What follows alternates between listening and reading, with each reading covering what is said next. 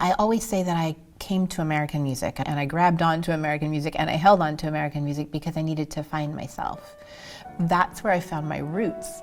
American music has always been the thing that takes whatever there is, whatever's happening, whatever is awful, whatever is unbearable, and makes it something beautiful, and then pulls it forward and hands it off to the future and says, here, I've been here, I've made this, now it's yours. There's something very, very powerful about that.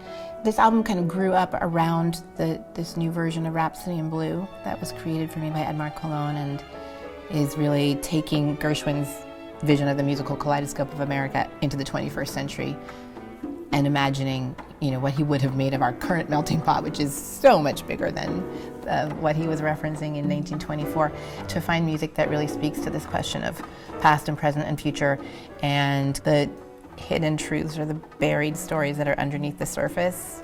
Maybe all the music on this record actually represents tipping points, like Paul Simon's America, which he wrote in 1964 as a very, very young man, and he's, on this Greyhound bus trip across America, and it's the year after President Kennedy was assassinated. It's this country in mourning, but also in this fractured state, and he's observing this from a Greyhound bus, which is always an interesting cross-section, right? I feel like some of the lines of that song really reflect the time that we're living now.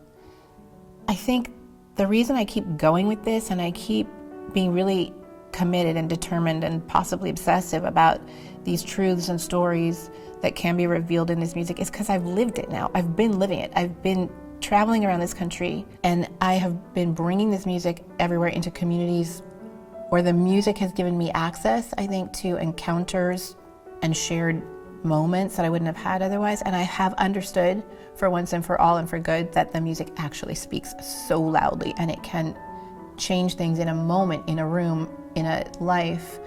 I think there are these clear places, like literally physical places. Your great-great-grandmother sang this song and so did my great-great-grandmother, and they might have had completely different lives in completely different places, but they both knew this song. To me, that just speaks volumes. Well, I guess that's another thing this music always teaches me, is that it can come from so many different places and it can just sound good together. Maybe that's a lesson as well.